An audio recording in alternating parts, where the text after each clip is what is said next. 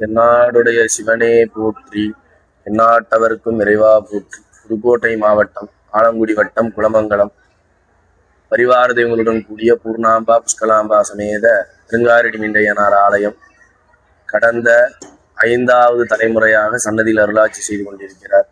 மக நட்சத்திர பெருவிழா இவ்வாலயத்தில் மிகவும் விசேஷம். 3 to 4 லட்ச பக்தர்கள் சென்று வந்து தரிசனம் செய்து பலனடைந்தவர்கள் அதிகம். ஆசிய கண்டத்தில் மிகப்பெரிய குதிரை உள்ள ஒரு க்ஷேத்திரம். திருக்குடமுழக்கு 5 முழக்குக்கு மேல் நடைபெற்று விசேஷமான முறையிலே மூர்த்தி காவல் தெய்வமாக அனைவருக்கும் அருளாட்சி செய்து கொண்டு வந்திருக்கிறார். இவ்வாலயத்தின் தொன்று தொட்டு வரக்கூடிய சிறப்பு என்னவென்றால், பூஜை செய்பவர்களும் 5வது தலைமுறை, நிர்வாக குழுவினர்களும் 5வது தலைமுறை, கிராமவாசிகளும் 5வது தலைமுறை. பண்பாடு மாறாமல், சைவ மரபுகள் மாறாமல் சிவ ஆகமம் தாங்கி சிவாச்சாரியார் இவ்வாலயத்தில் காலை முதல் மாலை வரை ஆகமோக்தமாக செய்யக்கூடிய அத்துணை விசேஷ பூஜைகளையும் வெகு விமர்சையாக நடைபெற்று கொண்டிருக்கிறது.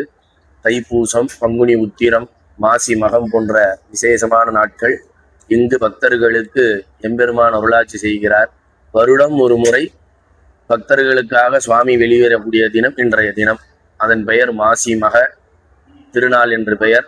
மாசி மகத்தன்று மறுதினம் சுவாமி தெப்பத்தில் ஏறி தீர்த்த தடாகத்தில் தெப்போத்சவமாக பக்தமையன்பர்களுக்கு அருளாட்சி நிகழ்வது இவ்வாலயத்தில் மேலும் சிறப்புறக்கூடிய ஒரு விசேஷம். வருகை தரக்கூடிய பக்தமையன்பர்கள் அனைவரும் இன்புற்று வாழ ஐயனை பிரார்த்திக்கிறோம். சுவாமியே சரணமையப்பா.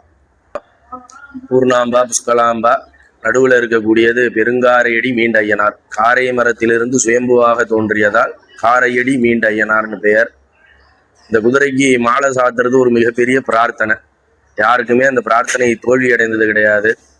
குறைஞ்சபட்சம் ஒரு 1.5 லட்சம் மாலை 48 மணி நேரம் 2 தினங்களில் சாற்றி வருடந்தோறும் பக்தர்கள் வெகு விமரிசையாக அந்த பிரார்த்தனையோடு இந்த விழாவை ஆத்மார்த்தமாக இறைவனுடைய பாதகமலத்தில் பக்தியோடு செய்வது இந்த ஆலயத்தின் மிகப்பெரிய சிறப்பு ஒன்று.